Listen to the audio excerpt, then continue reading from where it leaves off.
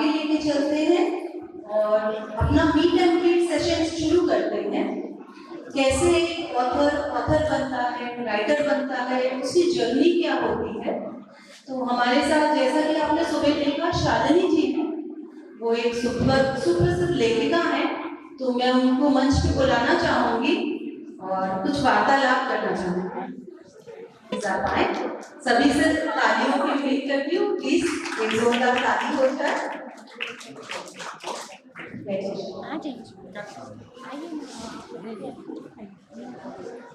बहुत बहुत स्वागत है। हम आपसे पहले भी मिले हैं और बस आपकी कविताएं और आपकी रचनाएं सुनने का सौभाग्य नहीं मिला मुझे, तो चलिए आज इसी मंच पर हम कुछ बात कर लेते हैं। जी जी, बहुत बहुत धन्यवाद मुझे इस मंच तक लाने के लिए, स्थान देने के लिए। सबसे पहले तो जी, तो शालिनी जी, आपको कैसे पता चला कि आपको लिखना पसंद है? ये आपकी जर्नी कैसे शुरू हुई? देखिए, ये कोई ऐसा समय नहीं आया कि मुझे लगा कि अब मुझे लिखना चाहिए। मेरे जो घर में कहा जाए तो मेरे या तो पापा जी रहे हो, बड़े पिताजी, चाचा जी, मतलब मेरा पूरा खानदान ही लिखता है। तो वो विरासत है जो मुझे विरासत के तौर पर मुझे मिला हुआ है। तो मैंने लिखने की शुरुआत, मतलब ऐसा नहीं था कि कोई समय आया, मैं थोड़ा उन लोगों की प्रेरणा से लिखती ही रहती थी कुछ। फिर धीरे धीरे जब मंच मिलते हैं तो उनमें थोड़ा निखारा पड़ गया। तो ईश्वर की इतनी अच्छी आपके ऊपर कृपा है कि आपको विरासत में देखने मिली है। बहुत बहुत बहुत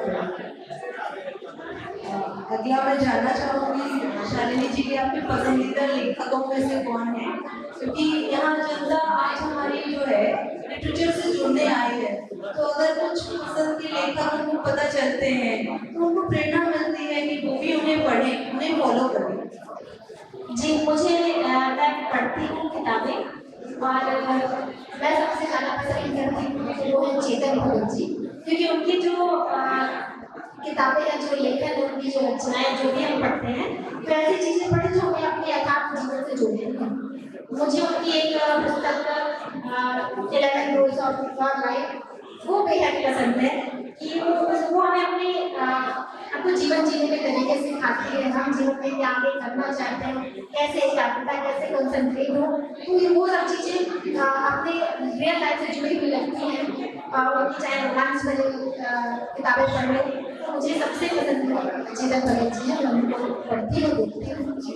चेतन भगत जो है उन्होंने प्रूव किया है कि writing can be commercial and writing can give you all the fame. उनकी चाहे वो टू स्टेट्स हो या हाफ गर्लफ्रेंड हो, सब सिनेमा तक पहुंची हैं, तो डेफिनेटली डिजर्व द फेम। आगे शालिनी जी आगे बढ़ते हैं, तो मैं आपसे जानना चाहूंगी कि आपको कविता पसंद है या कहानी पसंद है? पढ़ना मुझे कहानियाँ पसंद है और सुनना मुझे कविताएं पसंद है। मैं कविताएं सुनना पसंद करती हूँ, लिखना पसंद करती हूँ और कोशिश ये है कि मैं कुछ आगे कहानियाँ लिख सकूँ। और लेकिन पसंद मुझे रचनाएं हैं, अपनी कविताएं में, लेकिन पद्य लिखना मुझे ज़्यादा पसंद है। जैसा कि कहा आपने कि कविता तो आपकी विरासत में ही है ना, और पसंद आपने कहानियों में क्या है कि हमें लिखना है तो हमें पूरा एक प्रोसेस पूरा लिखना होगा और कविताओं को 4 तरीके के माध्यम से पूरा प्रेषित कर देते हैं, कहना क्या चाहते हैं। और आप जैसे कहते हैं कि मुझे डिटेक्टिव स्टोरीज पसंद है, मुझे रोमांस पसंद है, उसी तरह से आपको कौन सी कविता है, कौन सा जॉनर पसंद है? जी, जो मेरी वैसे तो मैं कई विधाओं में लिखती हूँ, लेकिन जो मेरी मुख्य विधा है वो श्रृंगार लिखती हूँ। तो श्रृंगार में अपनी विधा की आपको 4 पंक्तियों में बता देती हूँ मैं क्या लिखती हूँ, क्या पसंद करती हूँ।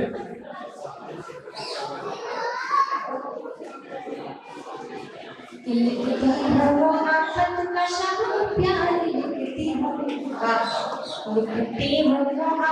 का शब्द प्यार, लिखती हूँ सर्दी का मीठा मीठा सा इतवार, लिखती हूँ कि भूषण सा ओज भी लिखूं, मीरा सी भक्ति भी, मीरा सी भक्ति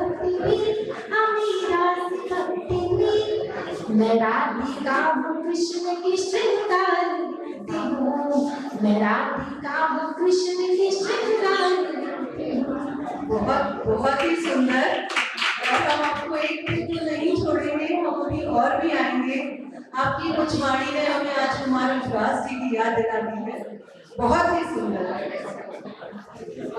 अब आप अगर कुछ और एक दो कहानियां कविताएं और देना चाहें हम को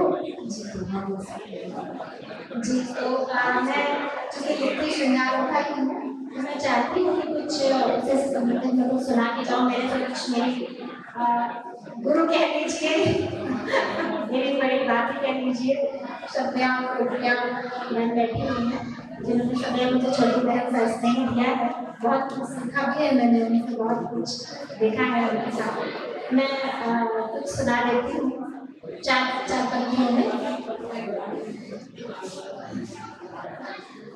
चुप है धरती सी सब रहा है आसमान सजन, कुछ तो बाकी है तेरे मेरे दरमियान सजन। कोशिशें करके देख ली हजार हमने तो, कोशिशें करके देख ली हजार हमने तो, भूल जाना तुम्हें इतना नहीं आसान सजन, भूल जाना तुम्हें इतना नहीं आसान सजन। अंतिम पंक्ति में सुना देती हूँ, मुझे बेहद पसंद है। जी जी। कि तिनका भी करके आज मैंने जाना है, तिनका भी करके आज मैंने जाना है, टूट जाना ही तो है इश्क की पहचान। बहुत इसको बाकी है तेरे मेरे दरमियान सजन। बहुत ही सुंदर। और आपका जो बोलने का शैली है मुझे बहुत बहुत पसंद आया और मैं आपको लगातार सुन सकती हूँ, लेकिन आज का समय की कमी की वजह से हम लोग यहीं पे विराम। बहुत बहुत धन्यवाद मुझे यहाँ तक लाने के लिए, और आपके प्रश्नों का मैं जवाब दे पाई, आप संतुष्ट हुई, इसके लिए बहुत बहुत धन्यवाद।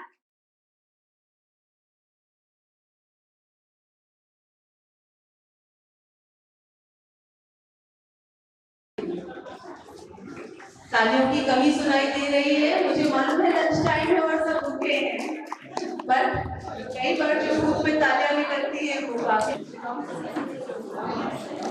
Thank you. सभी सीनियर को मैं नमस्कार करती हूँ और इस मंच के सभी प्रबंधक और इसके सफल संचालन के लिए यहाँ उपस्थित सभी महिलाओं का मैं बहुत बहुत धन्यवाद करती हूँ और बधाई देती हूँ कि इतने सुंदर मंच पे मुझे आमंत्रित किया गया है और मैं इस कार्यक्रम का हिस्सा बनी हूँ, इसके लिए बहुत बहुत धन्यवाद वसुंधरा। Thank you. मैं इसको एक मिनट बीच में रोकना चाहूंगी और अपनी अगले कार्यक्रम पोइट्री स्लैम की तैयारी के लिए सारे मेंबर्स को सूचित करना चाहूंगी। इस मंच का अगला कार्यक्रम पोइट्री स्लैम है, तो प्लीज उसकी प्रिपरेशन स्टार्ट कर दें। We will empty the stage in 10 minutes. Sorry, सही हमने ले लिया। बट संध्या जी, जैसे कि मुझे अभी भी पता चला और ये शायद मेरी आपकी पहली मुलाकात है, बट मैं ये जानना चाहूंगी कि आपने लिखना कैसे शुरू किया, कैसे आपकी जर्नी रही, और उसको आप मेरे से थोड़ा साझा करें। बिल्कुल, सबसे पहले मैं अपना परिचय देना चाहूँगी। जी, मैं संध्या केवरिया, मैं एक एमएस सोशल वर्कर हूँ।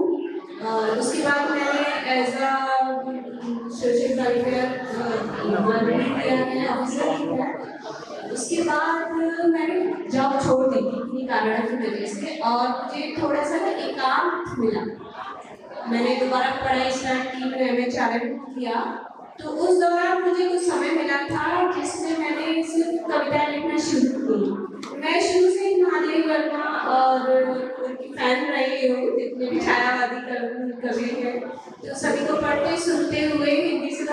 पुराना संबंध रहा ही है, क्योंकि ग्रेजुएशन में हिंदी थी और कभी अब मेरी थोड़ी सी प्रकृति भी आध्यात्मिक है, तो वो सब पढ़ते पढ़ते एकांत जब मिला तो लिखना शुरू किया।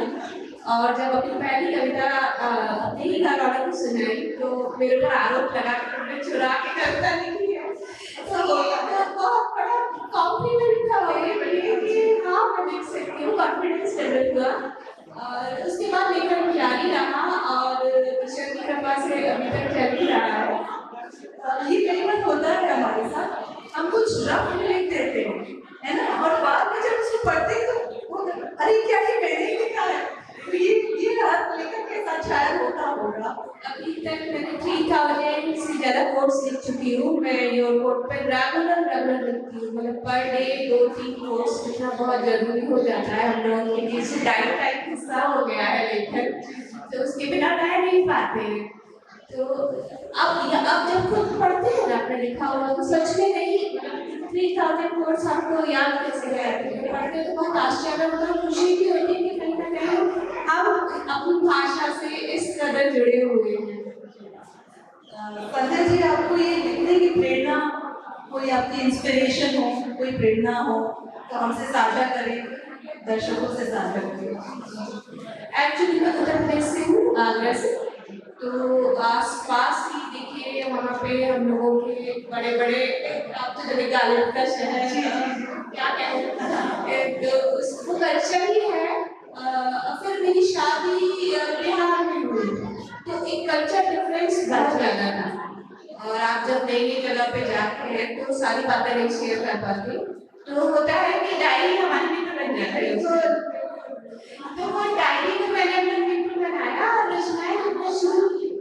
तो परिवार से जब मैं एनसीएल शिफ्ट हुई यहाँ, मुंडन से ट्रांसफर हुआ, तो यहाँ राजभाषा का पढ़ा होता है और मुझे कठिन विषय दिया गया क्योंकि कॉलेज में कविता लिखूं।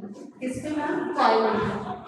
अब कॉलेज जैसे नजीब चीज पे लिखना मेरे लिए थोड़ा सा मुझे कठिन तो लगा, पर मैंने ट्राई करती थी, कोशिश की और एक मेरी रचना है कॉलेज के बाद, तो मैंने लिखी, उसमें काफी सराहा गया और प्रथम प्राइज भी जीती, कई पार्टिसिपेट की, राज्य सभा पखवाड़ा में हर साल ही करती हूँ। तो वो सब प्रेरणा बनी और फिर कविता की कहानी मेरी बुक पब्लिश हुई है, आपको बताया। तो मैम, अपनी आप लेखनियों में से अगर हमारे साथ कुछ शेयर करना चाहें? बिल्कुल मैं सुनाती हूँ। जी मैम, गौरी में से ही है, मैं सुनाती हूँ। जी निबोरी मैम की लिखी हुई किताब है, आप सबको जब भी टाइम मिले तो प्लीज उसे पढ़ें। अगर आप इसको बहुत संजीदगी से सुनेंगे तो आपको कुछ अनुभव जो आपके जीवन में भी हुए हैं। ये कविता मैंने एक्चुअली अपने बुजुर्ग परिवार के सदस्यों के लिए लिखी है, किस तरह से वो रिटायरमेंट के बाद महसूस करते हैं। तो जीवन के जो अनुभव होते हैं वो बहुत गहरे होते हैं, अगर उन अनुभवों को हम कुछ सीख ले उनसे। तो कविता अनुभव। कुछ पन्ने हैं पड़े हुए, कुछ पन्ने बिन पड़े रहने दो। ये जीवन है एक मदिरालय, इन अश्कों को तुम बहने दो। जो बीत गया वो सावन था, जो बीत गया वो सावन था, जो बरस रहा मन भावन है। कुछ बदरी छाने वाली है, मेरे मन को ये सब सहने दो। ये जीवन है एक मदिरालय, इन अश्कों को तुम बहने दो। मेरे शब्दों को अब वाणी को गुजरी हुई कहानी कहने दो। कुछ सुंदर था कुछ असुंदर, कुछ सुंदर था कुछ असुंदर, जो बीत गया वो रहने दो। ये जीवन है एक मदिरालय, अश्कों को तुम बहने दो। कुछ अनुभव है गहराई के, कुछ अनुभव है गहराई के, कुछ अनुभव है तन्हाई के। तुम सीख लो कुछ मेरे जीवन से, कुछ सिखा दो अपने जीवन से। तुम सीख लो मेरे जीवन से, कुछ सिखा दो अपने जीवन से। मैं कोई और नहीं, तेरा ही हिस्सा हूँ। ये बुजुर्ग कह रहा है हमारे अपने नए बच्चों से कि मैं कोई और नहीं, तेरा ही हिस्सा हूँ। जीवन है एक मदराल है, एक अश्कों को तुम बहने दो। तो जीवन में हमेशा सब सकारात्मक ही नहीं होता है, कुछ दुख भी आते हैं, असुंदर भी होता है। तो इन्हीं अनुभवों को जीते हुए जिंदगी को प्रेम से गुजार देना है। बहुत सुंदर संध्या जी। एक बार जोरदार तालियां चाहूंगी। मेरा एक आखिरी सवाल है, आज की नई पीढ़ी को जो लेखन से और साहित्य से दूर होती जा रही है, जिनको वीडियोस, मोबाइल, रील्स इन्हीं में इंटरेस्ट आ रहा है, उनको आप लेखन की तरफ कैसे प्रेरणा देंगे? देखिए, अगर हम नई पीढ़ी की बात करें तो हमें शुरुआत छोटे बच्चों से करनी चाहिए, क्योंकि हमारा जो जीवन शैली है निरंतर बदलाव आ रहा है, मॉडर्नाइजेशन आ रहा है, हम बहुत ज्यादा ग्लोबलाइजेशन की तरफ बढ़ रहे हैं। तो परिवार से संस्कार जुड़ने को जिम्मेदारी माँ की होती है, पिता की भी होती है, किंतु अभी जो हमारी भारतीय संस्कृति है उसमें बेसिकली पिता कमाते के लिए बाहर जाते हैं, तो परिवार का एक महत्वपूर्ण कारण माँ के हाथ में होता है। तो वो अगर उस साहित्य से जुड़ के बच्चों के साथ कहानियां शेयर करें, सुनाएं, जैसे हम क्या करते हैं बच्चों को मोबाइल दे देते हैं, तो बच्चे खुद नहीं उस ओर जा रहे हैं, एक्चुअली हम उनको भेज रहे हैं। तो कोशिश कीजिए कि उनके सामने कुछ बुक रीड कीजिए, कुछ लिखिए, कुछ उस पर डिस्कशन कीजिए। हमारे बहुत अच्छे लेखक रहे हैं, उनकी कविताएं हैं, जैसे मुंशी प्रेमचंद की, आप एक दो कहानियां बच्चों के साथ उनको सुनाइए या बैठ के उनको दोस्त तरीके से। ये अभी लिटरेचर फेस्ट हुआ है, लिटरेचर फेस्ट, और भी वैसे बुक फेस्टिवल होना चाहूंगी। जो पेरेंट्स की बात हुई कि यूं तो हर माँ के चूल्हे में अंगार दहकता है, देखिए यूं तो हर माँ के चूल्हे में अंगार दहकता है, बुझकर राख सी हर रात, बुझकर राख सी हर रात वो घर को घर बनाती है। बहुत खूबसूरत, बहुत सुंदर। ऑडियंस से थोड़ी आवाज़ भी छानेंगे और अब हम मनोज जी को स्टेज पर बुलाएंगे अपने अगले कार्यक्रम पोएट्री स्लैम के लिए।